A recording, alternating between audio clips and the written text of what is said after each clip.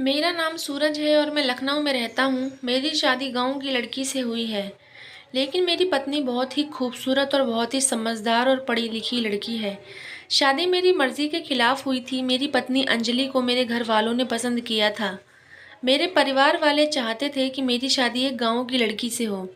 उनका मानना था कि गाँव की लड़की से अच्छी शहर की लड़की नहीं होगी।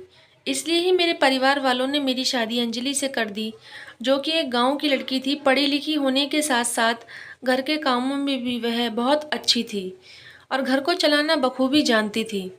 शुरू-शुरू में तो मुझे वह इतनी पसंद नहीं थी, लेकिन जैसे-जैसे समय बीता, मुझे उसकी आदत सी हो गई और उसके साथ रहना, बातें करना मुझे अच्छा लगने लगा।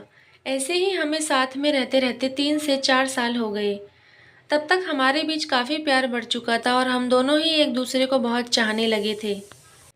लेकिन अभी भी मेरी पत्नी अंजलि और मैं औलाद के सुख से वंचित थे। हमें बहुत चिंता सताने लगी और मेरी पत्नी बहुत परेशान रहने लगी कि आखिर हमारे साथ ये सब क्या हो रहा है। हमारी शादी को पूरे 7 साल हो गए, लेकिन अभी भी हमें कोई औलाद नहीं थी। शायद भगवान हमारे नसीब में औलाद का सुख लिखना ही भूल गया था। मेरी पत्नी बहुत उदास-उदास रहने लगी और बहुत परेशान रहने लगी। मेरा भी अब दिमाग खराब सा रहने लगा। मुझे भी कुछ समझ में नहीं आता था कि क्या किया जाए। और दूसरी बार धोखा मिला जब अचानक से मेरी नौकरी भी छूट गई। मैंने अपनी पत्नी को कहा कि अंजलि, अब क्या होगा? मेरी नौकरी भी चली गई है, मुझे अच्छी खासी सैलरी मिलती थी, लेकिन अब उसमें से कुछ हज़ार रुपए भी नहीं आएंगे। घर का गुजारा कैसे होगा? मेरी पत्नी ने मेरे दोनों हाथों को अपने हाथों में रखा और मेरी तरफ मेरी आंखों में देखा और आंखें डालकर कहा, आपको क्या लगता है कि मैं सब कुछ ऐसे ही चलने दूंगी? आज मैं आपको बताती हूँ, आप जो भी काम करते थे उससे जितना पैसा आता था, मैंने उसको सही जगह पर इस्तेमाल किया और जितना हो सका मैंने उसमें से रुपए बचाए थे। मेरे पास अभी कई लाख रुपए हैं। इन 7 सालों में मैंने 4 से 5 लाख इकट्ठे किए हैं। इससे आप छोटा-सा अपना कोई भी काम शुरू कर लीजिए। अगर काम चल पड़ा तो हमें अच्छा मुनाफ़ा होगा और हमारी ज़िंदगी भी अच्छी हो जाएगी। मैंने उसकी बात मान ली और उसे गले से लगा लिया।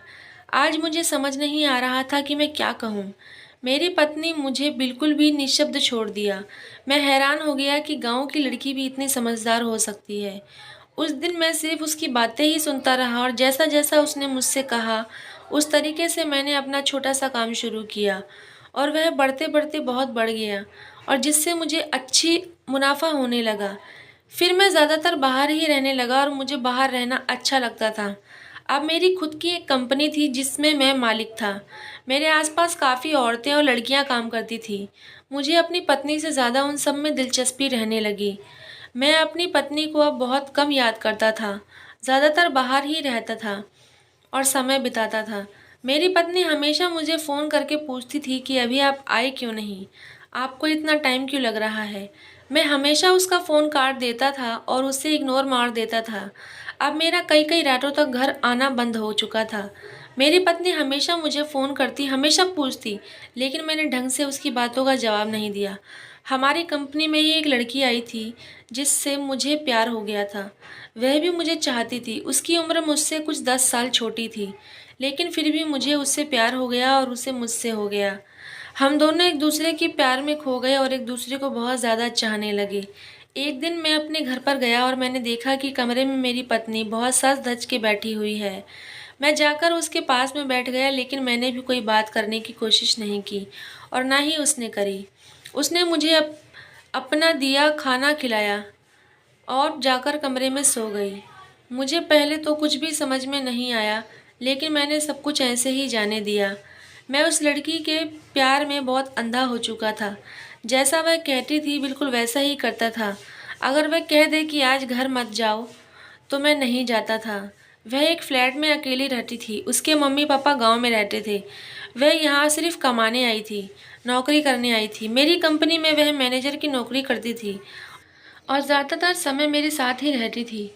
हम दोनों को साथ में रहते-रहते काफ़ी समय हो चुका था। इस बात को 1 साल हो गया और मेरी पत्नी ने भी बिल्कुल फ़ोन करना छोड़ दिया। अब मुझे पूछती भी नहीं थी कि आपने खाना खाया, आप कहाँ हो, लेट क्यों आ रहे हो? उसने मुझसे सब कुछ पूछना छोड़ दिया। अब मुझे भी इस चीज़ में कोई दिलचस्पी नहीं थी कि वह मुझे फ़ोन करे, मुझे पूछे। मुझे भी कोई फ़र्क नहीं पड़ता था। मैं अपनी ज़िंदगी में खुश था और अपनी नई दोस्त के साथ हर दिन एंजॉय करता था। लेकिन धीरे-धीरे मुझे ये बात खलने लगी कि आखिर मेरी पत्नी मेरे साथ ऐसा क्यों कर रही है। पहले तो वह हर रोज़ मुझे फ़ोन किया करती थी, अब ऐसा क्या हो गया? मुझे उस पर थोड़ा शक भी होने लगा। उसी के लिए मैंने घर पर नौकरानी रख दी और उसको कहा कि तुम आज से मेरे ही घर में जासूसी करोगी। तुम मुझे बताओगी कि मेरी पत्नी कितने बजे जाती है, कहाँ जाती है और क्या करती है। उसने हामी भर दी और अच्छी खासी सैलरी पर वह मेरे घर में काम करने लगी। एक दिन मेरी पत्नी तैयार होकर घर से 12 बजे निकल गई। तभी नौकरानी ने मुझे फ़ोन किया और कहा, साहब आपकी पत्नी अभी-अभी घर से गई है और वह किसी रेस्टोरेंट में गई है। मैंने ठीक है कहा और उसके बारे में सोचता रहा। ऐसे ही कुछ दिन और निकले और मेरी नौकरानी ने मुझे बताया कि साहब घर पर कुछ लोग आते हैं और मेम साहब उनके साथ चली जाती हैं। मैं बहुत हैरान था कि आखिर वह कौन लोग हैं जो मेरे घर पर आते हैं और मेरी पत्नी उनके साथ चली जाती है। फिर मैंने अपने घर के गार्ड को भी कहा कि मेरी पत्नी पर नज़र रखे और उसकी जासूसी करे। उसने मुझे भी बताया कि घर पर कुछ लोग आए थे और उनमें से एक फ़कीर था। उन्हीं के साथ तुम्हारी पत्नी रोज़ चली जाती है। मेरा क्या था? मेरा मूड ख़राब हुआ और मैंने तलाक के पेपर रेडी करवा लिए और कोर्ट में तलाक की अपील दर्ज कर दी। कुछ समय बाद ही हम दोनों का तलाक हो गया और मेरी पत्नी अलग फ्लैट लेकर रहने लगी और मैं उसी घर में अपनी मैनेजर से शादी करके रहने लगा। हम दोनों बहुत खुश थे और अपनी ज़िंदगी को एंजॉय कर रहे थे। फिर किसी कारणवश मुझे खुफिया पुलिस स्टेशन जाना पड़ा और मैंने देखा कि एक साइड मेरी पत्नी खड़ी हुई है और वह इंस्पेक्टर को डांट रही है। मैं उसे देखकर हैरान हो गया और उसके पास गया और मैंने कहा, तुम यहाँ क्या कर रही हो? उसने मुझसे कहा, प्लीज़ आप अपना काम करिए, मुझे अपने काम के बीच में कोई भी दखल अंदाजी पसंद नहीं है। मैं हैरान हो गया और उसकी शक्ल देखते ही रह गया। आखिर ये मुझसे कैसे बात कर रही है? मैंने उसके बारे में जानने की कोशिश की और मुझे तुरंत ही पता चल गया कि वह जो लोग मेरे घर पर आया करते थे, वह खुफिया पुलिस वाले थे और एक फ़कीर जो आता था वह उसका खुद का भाई था। मुझे अपने आप पर बहुत पछतावा हुआ और बहुत बुरा लगा कि मैंने अपनी पत्नी पर शक किया। लेकिन अब कुछ नहीं हो सकता था। मेरी पत्नी से मेरा तलाक हो चुका था और मेरी पत्नी ने मुझे पुलिस स्टेशन से जाने को कहा और मैं वहाँ से चला आया। मेरी आंखों में बहुत शर्म थी, मुझे बहुत बुरा लगा कि मैंने अपनी पत्नी के साथ बिल्कुल भी सही नहीं किया। एक तो पूरा सच जाने बिना ही मैंने उस पर शक किया और उससे तलाक ले लिया। दूसरी बात, मैंने उसे इतना बड़ा धोखा भी दिया। तभी मेरे फ़ोन पर एक कॉल आई। मैंने वह कॉल उठाई तो उस पर मेरी पत्नी की आवाज़ आई और वह कहने लगी, मैं तुम्हारे बारे में सब कुछ जान चुकी थी। तुम्हें क्या लगता है, मैं एक गाँव की लड़की हूँ तो मुझे कुछ पता नहीं चलेगा? मुझे सब कुछ पता चल चुका था कि तुम किसी लड़की से के चक्कर में फँसे हुए हो और उससे तुम प्यार करते हो और मुझसे तलाक लेकर तुम मुझसे शादी करना चाहते हो। मैंने भी तुम्हारे रास्ते से हटना ही सही समझा। अगर तुमने 7 सालों में मुझसे प्यार नहीं किया तो अब आगे का क्या भरोसा कि तुम मेरे साथ रहोगे भी। तुम्हें तो उस लड़की से प्यार हो गया था, तो मैं तुम दोनों के बीच आकर सब कुछ खराब नहीं करना चाहती थी। तुम्हें तुम्हारी दूसरी पत्नी मुबारक और मुझे अपनी ज़िंदगी मुबारक। अब फ़ोन काटती हूँ, अपना और अपनी पत्नी का ध्यान रखना।